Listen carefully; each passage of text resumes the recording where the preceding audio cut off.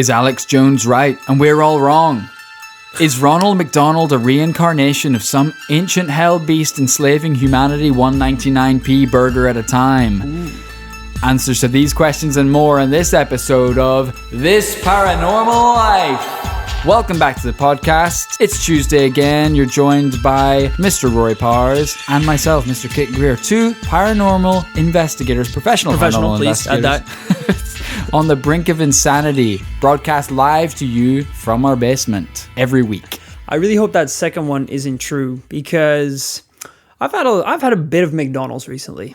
I don't know if you've noticed. I've had a bad amount. I've gained about 200 pounds. Holy shit, dude. I wasn't going to say. And the problem is every McDonald's I've been to now have self-serving desks. Yeah. Which is a big problem because it eliminates the shame factor. A little thing I've patented the shame factor. These are like the tablets on the wall. Yeah, where you just press the pretty things. And it's all like contactless. You don't even give them money. You just tap. No. And then it's done. And then at the end, they just they're like, a package for fatso. And I just walk over and take it and eat it all. That's rude. Do they say that? That's rude. Every time. They're like, oink, oink, piggy. I'm the only one as well. Throw it in a trough. Every other one, they're like, number 34, 61, Chubbasaurus. I'm like, yeah. What do you order? Come eat, fatty. What? What do you order? Not even from the menu. I just say like the runoff lard. Just put it in a bag. You're like, I asked like salted chips, hold the chips, and just like put it in a bag for me. Just put me in the fryer. Dunk At my the head. end of the night, put me in the fryer, and I'll leave in the morning. I'll let myself out. Could you please Guantanamo me in the fryer? Welcome back to the podcast where every week we dissect a different paranormal claim or tale and just find out what's true and what's fake as shit. Well, as always, Roy, I've got a doozy for you today. Okay. So last week we covered something very modern. I'm taking you back a little bit further, but very close to home physically. This is in London. Okay. Tell me, how much do you know about Spring Heel Jack? So, I know we've had a number of people actually email in suggesting we investigate. Very popular, yes. But aside from that, I know that he was a nuisance. I know that he was a premier dickling. Local to London. Yes. I guess the implication from his name is that he can jump or leap. He's got hops. He's like Jordan or something. Yes, he's capable of leaping. Although, to what amount, I have no idea. Is it a building or is it a foot higher than the average man? Yeah. It's a mystery. So I I'm interested actually didn't know much about it before we started getting submissions requesting this particular topic. And it took me down a deep rabbit hole with lots of twists and turns. Rather than get bogged down right away, let's just wind the clock back to 1837, right here in London, England. In the 1800s, there were many reports of ghosts that stalked London streets, and they would descend on lonely passers-by in the streets. But one such ghost was all too real. It's October, and Mary Stephens is walking to Lavender Hill, where she worked as a servant. Seems rough, doesn't it? Yeah. Yeah, it doesn't seem right to say in a sentence. No, works as a servant. Worked as a servant on as nice a place as Lavender Hill, as well. To presumably get whipped, to walk to get whipped on Lavender Hill. Yeah, I live on Princess Avenue, where I'm flogged. I'm a toilet. My professional job is a toilet on a Petticoat Lane. Yeah, that's a bummer. Yes, I work in Paradise Square as a whore. Maybe they love sex though, so you know. She's walking through Clapham Common. I don't know what the weather was like, but let's just say it's dark. Let's just say it's rainy, stormy. Yeah, dude, windy. The wind's howling. Suddenly, something leaps out of a dark alleyway. It grabs Mary, tossing her about, ripping her clothes. And when she feels it touch her, she feels claws instead of skin. Jesus. She claimed its touch was cold and clammy like a corpse. She, of course, freaks out, running, battling this creature off. Startled, the beast runs off quickly into the night, and people run to Mary's aid, but by now the attacker is long gone. Yeah. Probably due to the spring in his heels. I presume. I don't know what you're talking about, Roy. We have no evidence of that yet.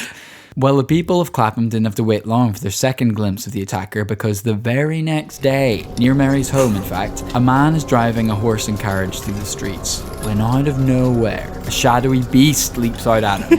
The coachman swerves violently. I don't know how you can swerve a horse and carriage. The horse just locks in place. Yeah. Yeah, they got those. It's like Tokyo Drift. He power slid around the corner.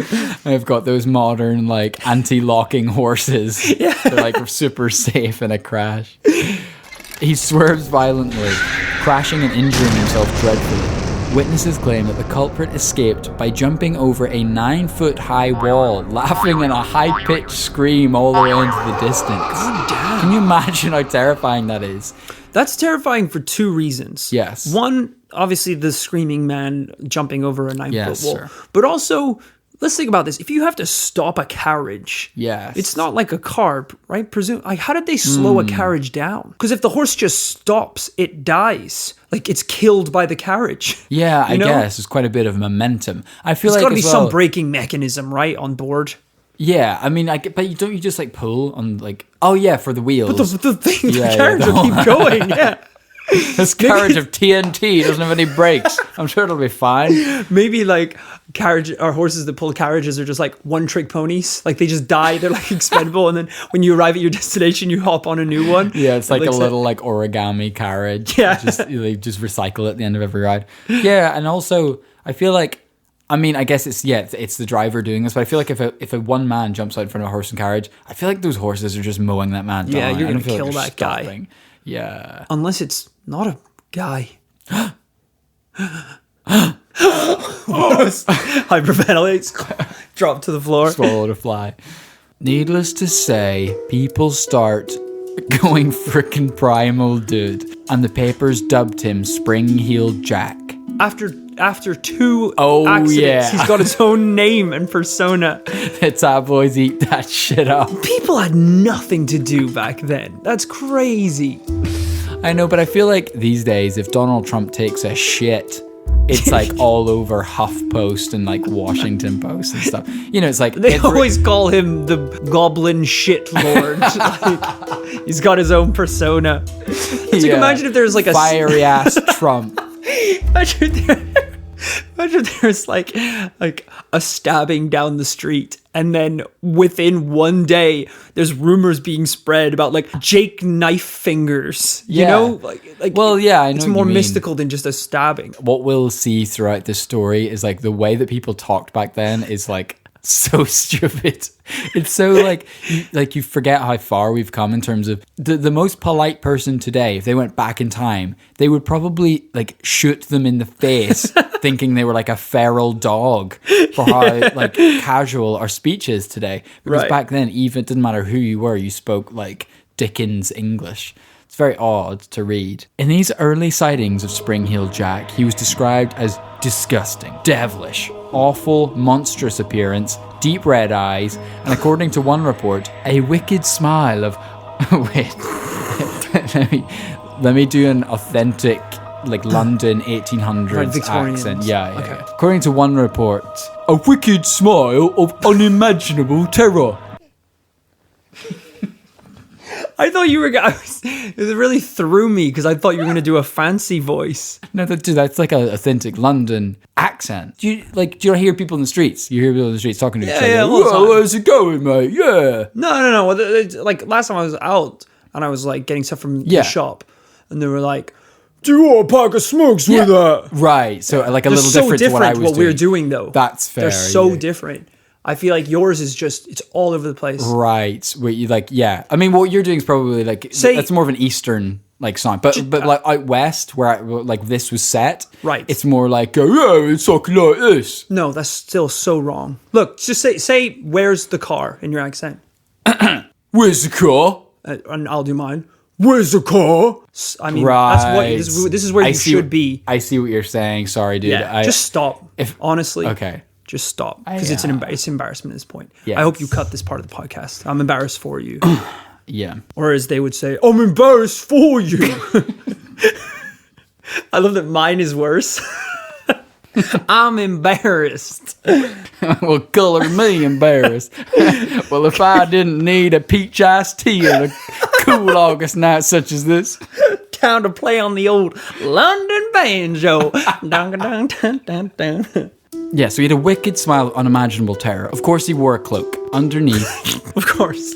some described him wearing, this is hideous, a tight-fitting white oilskin, which I had to look up what that was, but that's what fishermen wear at sea. Well, apparently that's an oilskin you would wear if you're fishing. Why would he wear a skin tight? A tight one that was white. But they didn't say it was literally that, but that's what it looks like. That's what he looked like. So we don't know if that's his So he painted clothes himself white. or if it's skin or whatever. Yeah. Another account described him wearing a helmet and having... Obviously. You're jumping in front Jumped of that high. garages. Yeah. And having a tall, gentlemanly physique. A couple of witnesses even claimed that he spoke English. But You looked at me like I was going to have something more to say about that. But that's pretty standard. But before that you jump to conclusions that this was just... Nice, dude. Yes, That was dude. good. Before you spring to conclusions. Before you stabbed conclusions that this was just a man, several people agreed that he could breathe white and blue flames and that he had sharp metal claws like the Wolverine. So definitely paranormal. Right. Okay. We were getting there. Shortly after these sightings, on the 9th of January 1838, the Lord Mayor, Sir John Cowan, led a public meeting addressing the people's concerns. This is the Lord Mayor of London. This is like Sadiq Khan, like holding a meeting tomorrow about Spring Heel Jack. One member of the crowd brings up Spring Heel Jack, saying that it's definitely real. What about Spring Heel Jack? He's there to discuss like the new sanitary regulations, and the whole crowd's just like, get to Spring Heel Jack. Yeah, so we're here to discuss the strikes on the TFL and What about Spring Heel Jack? Yeah, I mean it's just hearsay. He's coming for us. No, we're here to talk about economic policy. What are you gonna do to keep him out of town? He's not bloody real, is he? That's just what Spring Heel Jack would say. Oh Jesus! Get him, boy! Oh Christ! Yeah, this guy in the crowd said that the servant girls of Kensington, Hammersmith and Ealing tell dreadful stories of this ghost/devil. The mayor was pretty skeptical, but people agreed. One person suggested that someone had been dared by their friends to scare people.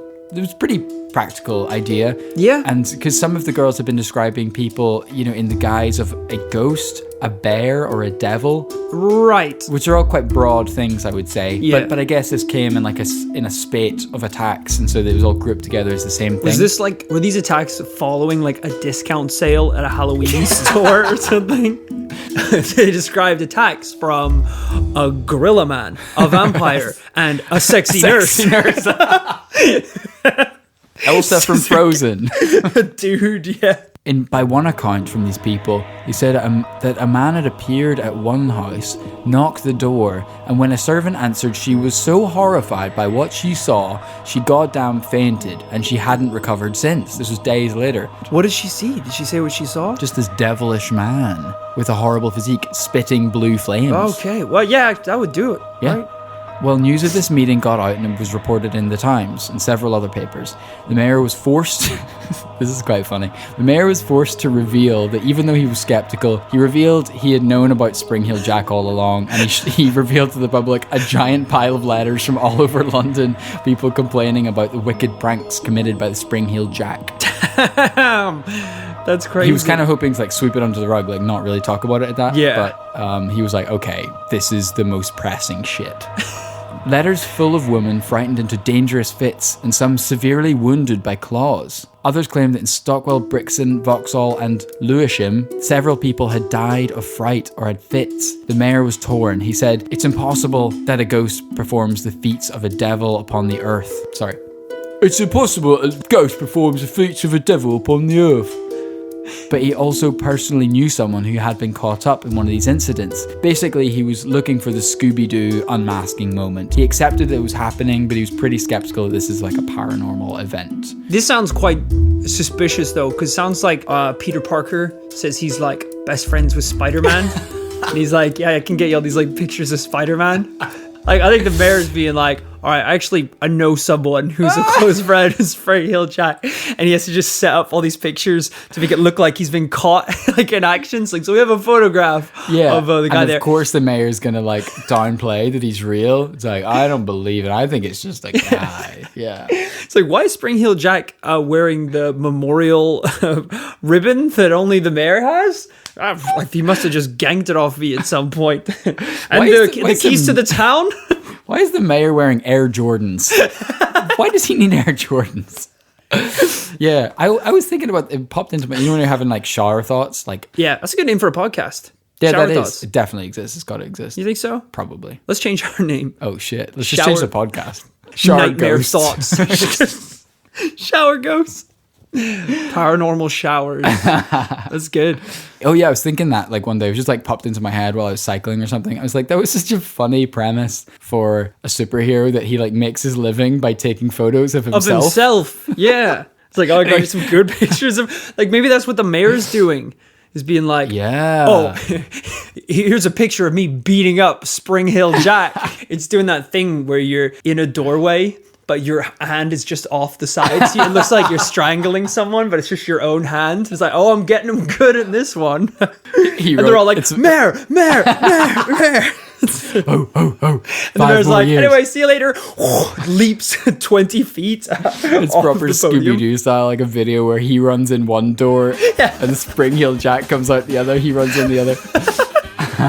Mrs. Doubtfiring his way through it, Yeah, whenever he's going up for re-election. Spring Hill Jack attacks have been down 600% since I've been mayor. So he's pretty skeptical, but he knows that something's going on. So he instructs the police to hunt down this individual. There is even a handsome reward for who could do it. Things were starting to heat up. The stories were still pretty vague. Was it always the same attacker? Is this just a prankster? Is it even paranormal at all? Right. Well, 2 incidents around this time would cement the Spring Hill Jack in people's minds for decades. As paranormal, or just he clawed someone again? I'll let you do the deciding. Okay. 'Twas the night of 19th February, 1838. 'Twas the night of the infamous clawing. The Great London Clawing of 1838. 'Twas the night of the homeless clawing. And Jane one of those words that you read but never say out loud. Yeah. Okay. And Jane Alsop hears a knock at her door. A police officer is standing there. And he says to her quickly, "Bring a light. We've caught Spring Hill Jack here in the lane." Jesus. She brings him a candle. And as the flame illuminates her hallway, all the way to the front door, she looks up and notices this policeman's wearing a large cloak. No. As she hands him the candle, he throws off his cloak, revealing a most hideous and frightful appearance. No. He vomits blue and white flames. His eyes burn red with balls of fire. He grabs her immediately and starts tearing her gown off with his metal claws. As she scrambles away, he grabs her leg. She tries to hide in the house and get up the stairs. One of her sisters hears a commotion, running down, coming to her aid. Spring Hill Jack flees from the scene. Damn. But she's okay. So she's okay. She's out. Okay. Only a few days after this chilling attack, there would be another victim. Lucy Scales, aged 18. Her and her sis are walking home after visiting their brother down Green Dragon Alley, which is badass. Yeah. But if you're walking home at night, Green Dragon Alley. Avoid it. That's yeah, what I'm I saying. would definitely try and avoid that one. I feel like I just think this is so badass. Like all these stories. Because I think this is near Limehouse, I think it said. Like, we should go to these places. We need to go to Green Dragon Alley. Because everyone's always like, oh, let's do the tour of London where we can see where Jack the Ripper killed his victims. Yeah. F*** Jack the Ripper. Did he have balls of fire? Yeah, could he vomit fire onto people? Did he have metal claws? Absolutely I mean, not. he had knives. I don't give a damn. I want to go to Green Dragon. Green Jack, what did you say this was? You said there was like a dragon or some shit in London? Piccadilly Circus or something?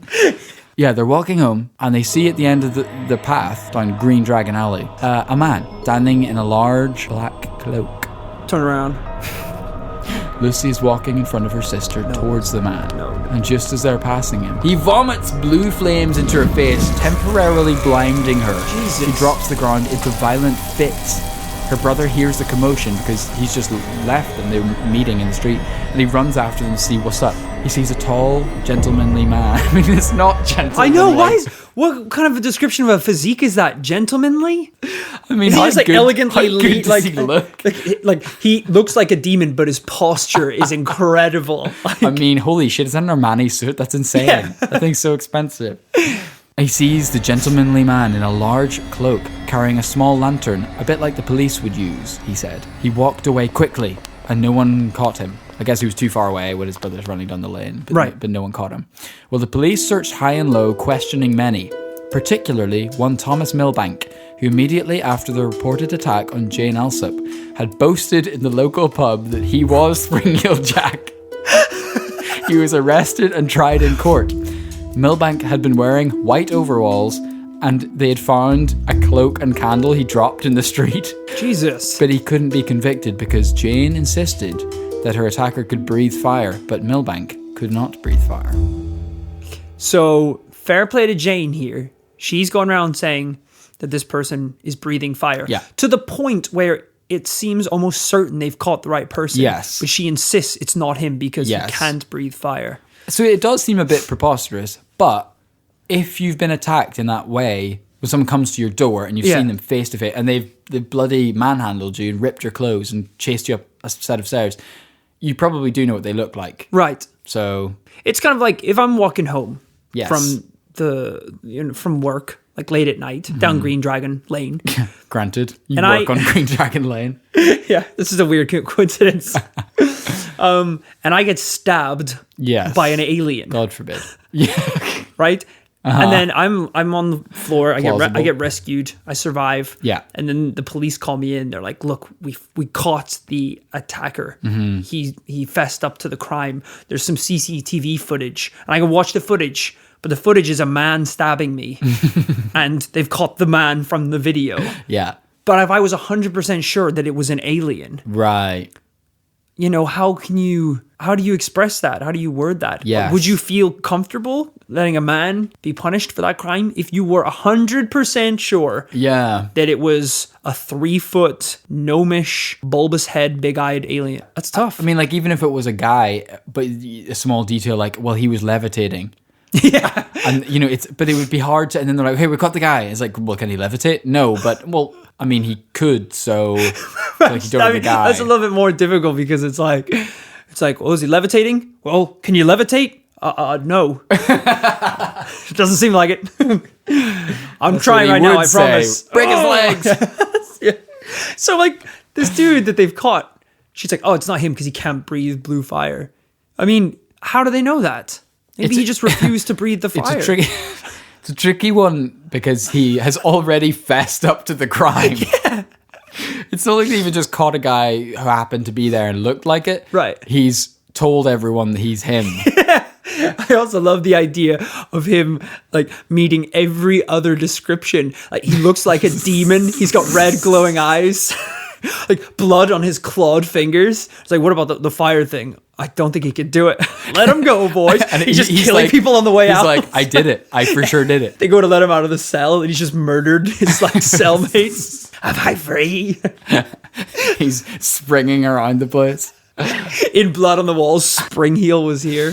So the stories of Lucy and Jane became famous, and Spring Heel Jack became famous beyond belief. He was all over the newspapers, and several theatres performed shows featuring him. And if you're wondering what he looked like, this is awful. Apparently, the theatres mostly just cast him as the devil but Hispanic. Jeez, come on, guys. How rude is that? God damn, London. I guess. I feel like we've moved on. 1800s, you know. God, it's not that long ago. Let this one slide. Yeah, okay. I mean, weirdly, that play is still running in the West End today. Hit show. Les Mis and The Legend of Spring Heel Jack. Of Hispanic Jack. And all during this time of fame and popularity, Spring Heel Jack was still being seen, although somewhat less frequently. He was spreading out. There were sightings all over the country. He could be seen attacking people in the streets, drivers and carriages on the roads. He was even reported to have infiltrated the British Army.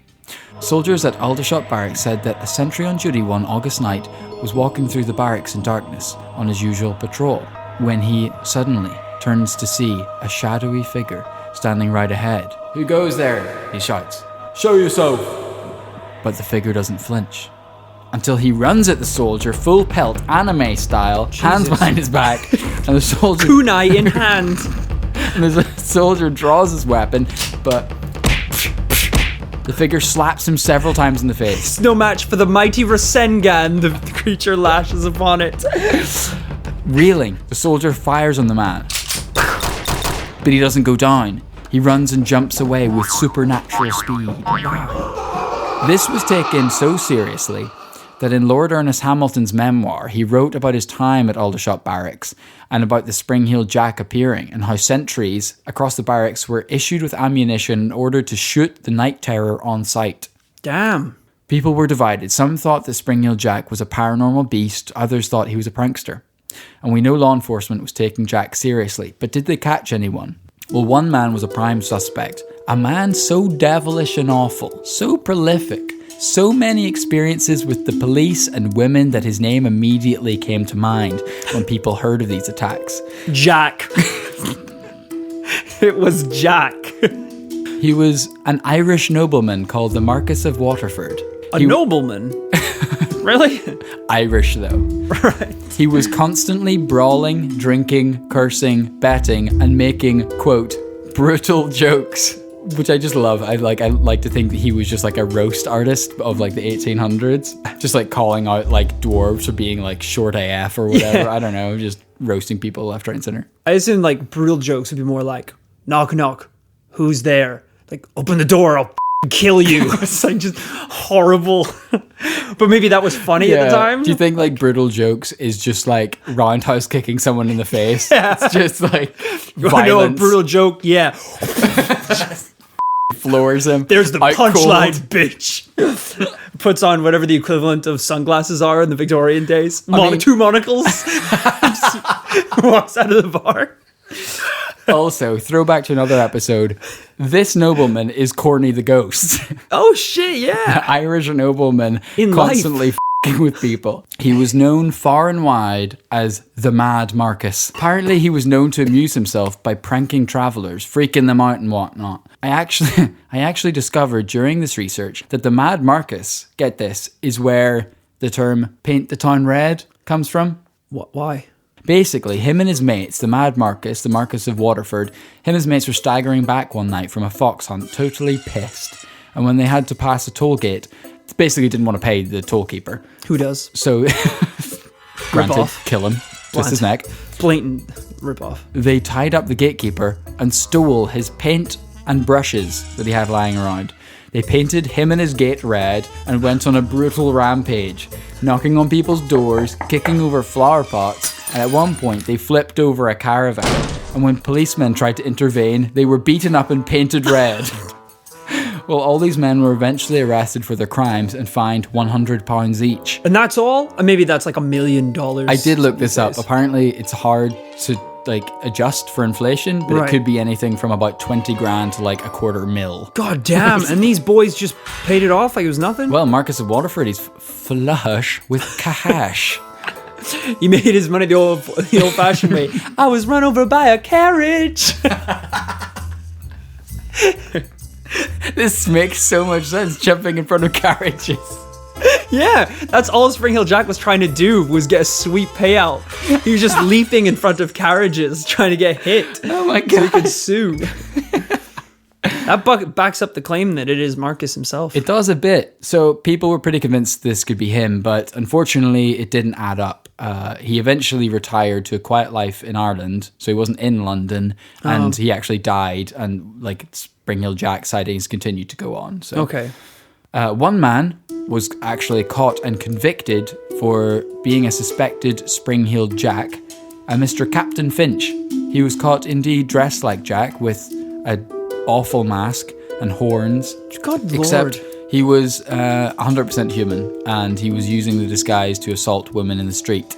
And because sightings of Spring-Heeled Jack continued after his arrest, we can assume he was just harassing women. Okay. And I imagine this is probably quite a thing that like people started doing it because they knew they would get away. They're like, this Spring-Heeled Jack guy is getting away with like molesting women left, right, and center. Yeah. I'll just do that and put on a mask. And people will say it's Jack. Yeah. And It's it'll not going to be like, add it to the list of attacks. right. Because it's not going to be this new person that pops up. Yeah. One guy does it, first night gets busted, knocked the out by the first woman he touches. And in some instances, for example, people's imaginations definitely just got the better of them. One Brighton man in 1838 reported that Spring-heeled Jack had appeared to him as a small bear or other 4-foot-tall animal that jumped into his garden and chased him around the garden, growling at him for a long time. Eventually, it ran up the wall and escaped. That's a badger. I mean, that's like a forest creature. I don't know, man. Like... Again, we briefly mentioned on the podcast before, but the experience that I did have in Dublin, it sounds quite similar to that story. Can you just stop? How about you just stop? I mean, like, okay, wait. I mean, like, I feel like I've barely even begun to get into my story. I feel like you've just been hogging the mic all episode, actually. Yeah, it's fine. So you just think like it is good to just derail the podcast. You just think that's good. That's a good thing. It's just something that happened, and it was paranormal. Yeah, and I thought people would be interested in it. But no, you're right. I derailed. No, let's just talk about your like childhood experiences. Let's just talk about your childhood. How about that? It was just fine. Shut up and let's move on, dude. You leap 9 feet into the air. Shut up. And I won't get too into it, but weirdly, that sentry at the barracks who was slapped, there does seem to be a number of slapping incidents. This is a bit like remember when happy slapping was big? Yes. Because there's another story here of a British Army officer in South Hertfordshire. He was cycling along, I believe, and saw a man leaping over hedgerows in a single bound. And eventually the man reached the road he was cycling on and slapped him so hard he fell to the ground and left a red handprint on his face for hours. It's weird because like happy slapping is such a childish thing. Yeah, Spring-heeled Jack could be seen leaping over 9-foot walls and backhanding people in the crotch. Yeah. What was that one called? When you smack people in the dick? Swifty? Was that what it called? Swifty? Well, that's what our principal called it. I do remember that. We had a whole... But was there not a different name for it? I swear there was one, because I remember that assembly. Name. I remember that, what, a dick tap or Dick something? Flick. Dick Flick. Maybe that's what it was. Yeah, Dick Flick. I remember we had a whole assembly at school with the principal just being like, this has to stop before none of you can have children. He was like... Do you remember that assembly? Yeah. He was like, I'm being so serious. He was like, can all the girls in the school leave the hall? I remember like it was yesterday. Like, because it was yesterday. We went back. We went back. We were like the Spring-heeled Jacks of our school. So, one interesting thing I came across in all my research about Spring-heeled Jack was that, like many paranormal tales, it's not isolated to one place, like London. It's not even isolated to one country. Yeah, that's right. If we travel to Prague in the Czech Republic, there is history, tales of the, I'm probably butchering this pronunciation, but the Perak, the Spring Man of Prague. Springman of Prague was said to leap out from shadowy alleys and startle passers-by. Oral tradition suggests that some of Perak's leaps were of extraordinary magnitude. Wow. He would apparently jump over train carriages and walls. So this sounds a lot like the legend of Spring-heeled Jack. It does, Very similar. And I think it's kind of in the same sort of time period of that kind of 100 years sort of time period. Interestingly, there's another tale in the Czech Republic of a creature called Razorblade Man. Okay, a bit more on the nose. Who is said to slash victims with razor blades spoiler alert to there. his fingers. Which, while bizarre, does sort of echo Spring-heeled Jack's metallic claws that he had. Right. That he would mess up these people with in the streets. They just didn't call him Razorblade Man. However, the difference being from the Perak and... Yes. Sorry, you visibly have an issue with this whole story. It's not the story, but you just mentioned, they didn't call him Razorblade Man. Yeah. And I just find that so strange that they got this guy who has like razor sharp claws, can spit fire from his mouth, and they named him after the fact he can jump slightly higher than any other human. That's true. Like, of all of his, like, that's the most mundane of all his abilities. Yeah, they could have called him like Dragon Boy. Yes. Spitting fire, yeah. Yeah. I guess like back then, it's like, white people can't jump. Victorian people of London couldn't jump. You couldn't jump. That was the weirdest thing. It's like, fire, we get. Claws, we get. We all breathe it. It's fine. We all have claws. But jumping more than 2 foot, whoa. He's a wizard. However, one of the differences between the Perak, Spring Man of Prague, and Spring Heel Jack of London is that in the Czech Republic, Perak was a goddamn folklore hero. He starred in movies, including one in 1946 called Perak and the SS, where he battled the Nazis himself. What? That's right. But I thought he like jumped out and spooked people. He was. Killed people. But I guess when the Nazis come along, enemy of my enemy is my friend or some shit. Wasn't that the moral of the movie or something? Was that the moral of the Second World War? I do love the idea of like a team up movie where it is something like that, where the Nazis have spread globally. So it's up to like the villainous monsters of the world to take them on. So like Nosferatu, Dracula, That's like Bigfoot, like everyone's cool. just got to be. They're like the Avengers of the paranormal world. That's pretty badass. And they got to team up together to take down That's Hitler. pretty badass. That would be awesome. Let's not air this and let's license Make it. that. Let's Hell shoot it. Yeah, dude. I'll be Hitler. Let's do it right. You get a bunch of peeps rounds. I wanted to be Hitler. Damn it. Everyone we try and cast wants to be the Nazis. It's like a 9-foot hairy dude. And we were hoping you would play the role of Bigfoot. I was going to go for Hitler. We have a waiting list for Hitler. Can I be Hitler understudy then? There's a Hispanic man who can jump 9 feet tall. I'm going for Hitler too, to be honest. It's like, are you here to play the role of Spring Heel Jack? 9. Oh God. We got another one. Bizarre casting ever. I'm starting to think we shouldn't have done this casting call in Berlin. Yeah. It's just bullshit. Okay, so we've covered some of the history. Right. You know, from whenever we started this podcast, this was quite an early on request for the Spring Heel Jack. I was researching it a couple different times, and it kind of I never hit the right tone or found the kind of right info that I was willing to do an episode on this. Okay. I was kind of waiting for the time to be right. Whenever I looked at our Gmail inbox the other night, I stumbled across an email, and the time is right because I came across this revelation. I had an email from a Dan F, who emailed us at thisparanormallifepodcast@gmail.com. Nice, dude. He had something to get off his chest. Are these nudes? You slowly close your laptop. No. Obviously, that would be weird. He had a 9 foot long. Anyway, he wrote, one night in the 1870s, during reports of Spring Heel Jack sightings in the Black Country, a man called Joseph Darby was arrested by police after reported sightings of Spring Heel Jack led them to this location. This man, Joseph Darby, is my ancestor. What? He was a competitive jumper and was able to jump 6 foot in the air standing still with his ankles tied together. No. From a standing position, he was able to jump over 12 foot horizontally. He was so nimble, it was said that he was able to jump, land on a man's face while he was lying down, and spring off his face without even harming the man. Joseph Darby was arrested by police whilst he was practicing his jumping over a canal approximately 12 foot wide. That'll do it. I mean, And you he fit was- the profile. And he was wearing a mining helmet. Spring Heel Jack sightings continued until 1904. Joseph Darby died 33 years later in 1937 at the age of 76. Perhaps he wasn't the first Spring Heel Jack, but maybe he was the last.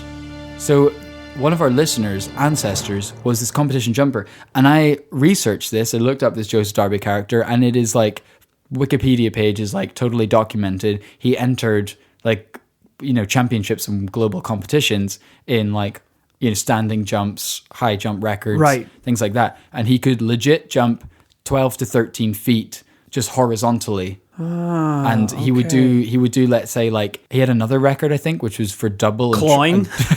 Most people clawed. most women's blouses ripped open with razor blades. But he had like triple jump records as well, where he was allowed 3 successive jumps. Right. And he could go something like 50 or 60 foot. It was insane. That's crazy. Yeah. So if anyone fits the profile. Yeah. you're looking at them. So I guess, I don't know what this tells us. I did ask this gentleman who wrote into us, I said, do you feel demonic blood coursing through your veins? And he was Right, saying, that's normal. look, I'm not much of a jumper. I don't think it's like passed on. I don't think that's how it works. Right. Really. But I don't know what this means. I mean, this guy was pretty prolific. I think he was busy with his jumping career. I don't think this is Spring Heel Jack necessarily, but it does tell us that kind of jumping was possible. It is possible. Definitely possible by a human. Right. And especially if, back in these olden days, there's not a lot to do. They don't have Game Boys. This they don't is like have a recurring theme Facebook. of all our old stories. Yeah, is that there's not a lot going on. Yeah. So what do? You just practice jumping. You just get really good at jumping. Not really a hobby, but I'm kind of into standing at the moment. Just trying different stands. So I don't know whether this is Spring Heel Jack, but it did lead me to an interesting train of thought. I was sort of thinking, what would the motive be of a sports person to commit those acts? And I started researching, and it turns out sports people do some bad shit. Whoa. Because you have these people and they're blessed with super normal athletic abilities. Right. And what if, instead of using those powers to win the Olympics, win championships, win prize money, they use it for evil? Okay, interesting. As an example, Fast Eddie Johnson used his ironic javelin skills to spear men. He used his 10-year NFL career in the Atlanta Hawks to commit more than 100 crimes, including theft, battery, and sexual assault. But how did he use those abilities to commit crimes? I mean, Or was he just committing crimes? I guess if I went out and committed a crime tonight, I'd get caught, right away. But not I'm Speedy. not that athletic. Fast Eddie Johnson, he committed 99 before he got caught on the 100th.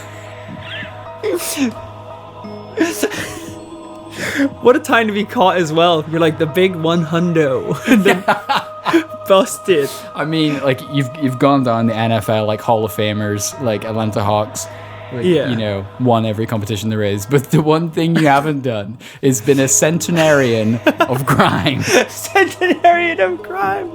That's so cool that now I want to do it. Hell yeah, dude. We'll just do lots of little petty. We'll steal 100 chocolate bars from a shop. Yeah, let's do that. I'm really hungry. So Earners. Tonight, preferably 100. I'm hungry too.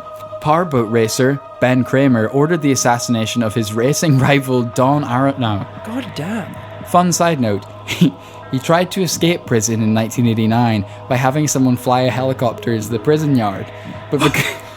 And jump out or die. But because he was over 200 pounds, whenever he jumped up to grab the leg of the helicopter, it leaned to one side, snagged the yard fence, crashing and almost killed the pilot. The pilot had only learned to fly a helicopter specifically for that mission. Ben escaped with only a broken ankle. Oh, the poor pilot. I feel so bad. That Because he was over 200 pounds. To look at the other side of that coin, there's it's also crazy if you look at the list of sports persons who served in the military, which is quite a cool thing. Right. If you look back to WW2 and the Vietnam War and stuff, they were really into recruiting, super soldiers. NFL. Absolutely. Essentially. NFL players, baseball players, whatever it was. Presumably in these olden days, if you were eligible for a draft, Yeah. which most athletes would be, You would imagine. I mean, they're at the peak of physical fitness. Makes sense. So, yeah, you want those guys out on the front line. Hell yeah. Speedy, quick boy, fast man, whatever his name is. Fast Eddie Johnson. But he's just stealing all the guns. And he almost stole 100 too. So, I think we're sort of drawing a conclusion of evidence here, probably back in the 7th minute of this podcast, to be honest. Right. Where do you fall on this kind of idea of the Spring Heel Jack, this assailant of the innocents of London? Yeah. You've done a good job, Kit. You've painted a history I know. of... Right, just take the compliment. Yeah, no, I will. I was just... Yeah. I'll okay. savor it. Can I get it in writing? You did a banging job, Kit Greer, of illustrating this history of debauchery. But... Excuse? Where's the next bit about it all being real? Any testimonies we get from the 1800s, you got to take with a grain of salt.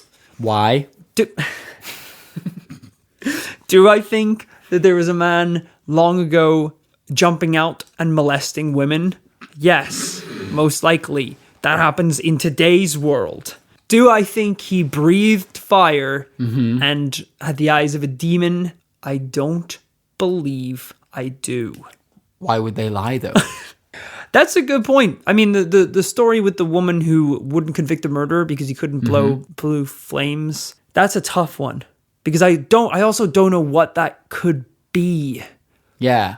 You know, what did she think she saw? Although I do think it's interesting that one witness saw a potential Spring-Heeled Jack carrying a lantern. Right. Another man was caught with a candle. Yeah. So what you're thinking is like he pops out and like blows the candle maybe wax. he spits like lighter fluid or something. Yeah. Yeah. Honestly.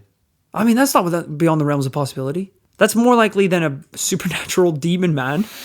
It is true. I mean, you've investigated this more than I have. Where's your opinion falling? Oh, it's horse shit.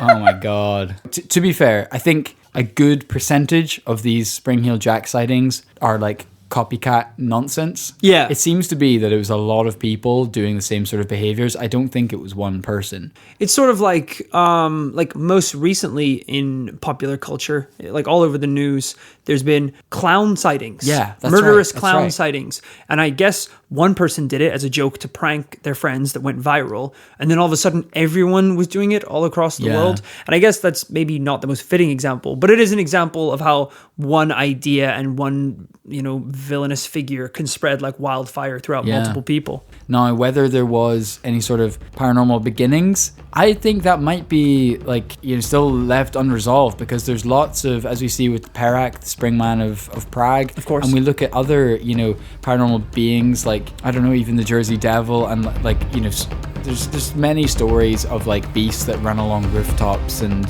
things like that. So, I mean, that's still within the realms of possibility. But I think for the specific case of Spring-Heeled Jack that assaulted all these people, I just think it's people. I think it's people too.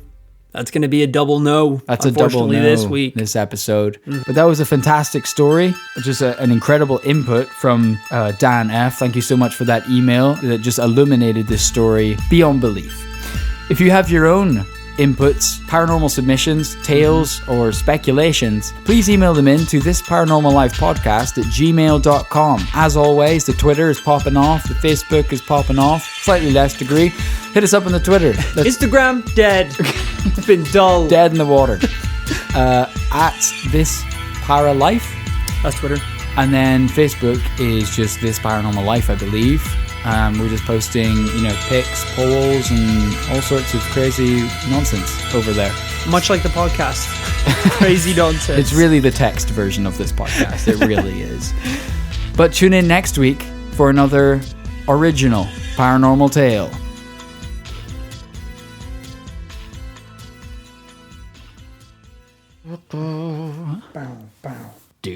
Do for the broken hearted. This is the start of the podcast. Bow, bow. The music going in the background. Ding, ding, ding, ding, ding, ding, ding. Okay.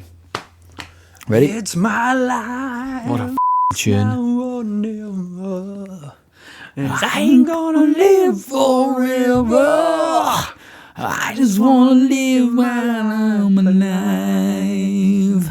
It's my life. Life is like an open highway. I'm gonna do it my way.